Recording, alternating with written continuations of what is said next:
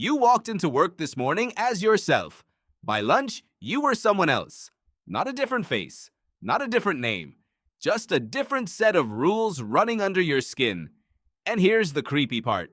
You probably didn't even notice it happen. Think about it. The version of you that snaps at a stranger in traffic, the version of you that types something online you'd never say to someone's face. Where does that version come from? And where does it go when you get home? This isn't a personality problem. It's a glitch every human has. Stick around, because by the end of this, you're going to catch yourself doing it in real time. And that alone might be the thing that stops it. To understand this, we have to go back to a basement at Stanford University in the summer of 1971. Because a scientist there ran an experiment so intense, they had to shut it down early. A psychologist named Philip Zimbardo had one question: is prison cruelty caused by bad people or by bad situations? So he grabbed a group of totally normal college students, no history of aggression, nothing, and flipped a coin. Half became guards, half became prisoners. Same guys, same morning, just different name tags. Within 36 hours, one prisoner was sobbing, convinced he couldn't leave. Within 4 days, guards were making prisoners clean toilets with their bare hands. And here's the part that should freak you out. Nobody told the guards to be cruel. No script, no orders. They wrote it themselves, out of nothing but a uniform and a title. The experiment was supposed to run 2 weeks. It got shut down after 6 days. So what actually happens inside your brain that turns a normal person into the guy who yells at prisoners? Turns out, it has a name. Psychologists call it Deindividuation. Basically, take away someone's name, their face, their sense of self, and give them a role instead. And their sense of responsibility doesn't vanish. It just changes owners.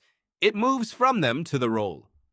The guard wasn't thinking, I am being cruel. He was thinking, this is just what a guard does. It stopped feeling like a choice. It started feeling like a job description. Sound familiar?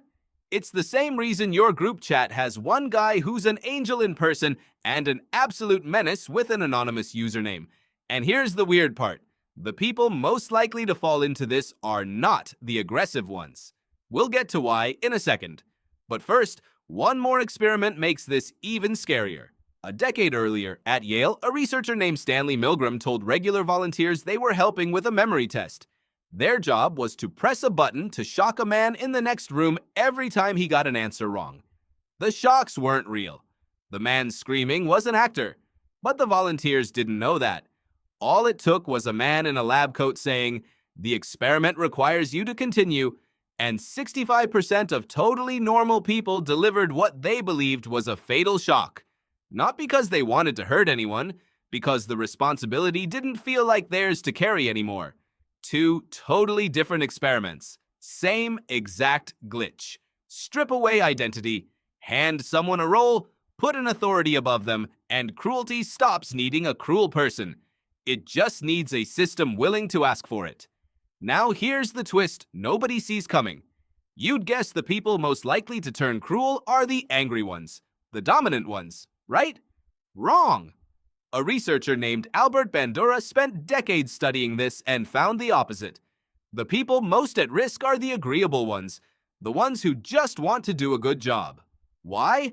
Because cruelty dressed up as doing your job doesn't feel like cruelty. It feels like competence. It feels like being good at your role. A bad apple is easy to spot. A good person quietly performing a bad role, convinced they're just doing their job, is almost invisible, even to themselves. So where does this leave you? Nowhere near a fake prison, but closer than you think. Every job hands you a role the second you clock in. Every customer service script trains you to recite lines instead of just talking like a person.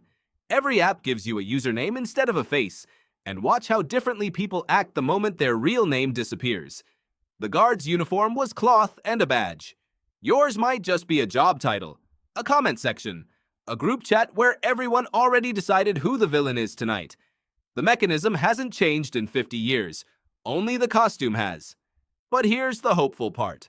Zimbardo, the guy who built the prison, later said the real heroes of his study weren't the ones who resisted through sheer willpower. They were the ones who noticed the roll pulling at them and stepped outside it. One guard flat out refused to escalate. He just reminded himself out loud who he was before he put the uniform on. That's it. That's the whole trick. Just remembering.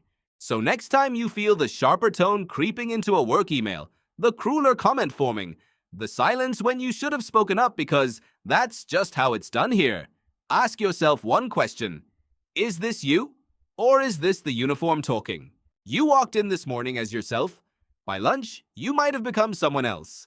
But unlike those students in a basement in 1971, you get to notice it happening. And that question, asked early enough, might be the only thing standing between who you are and who a role would have made you.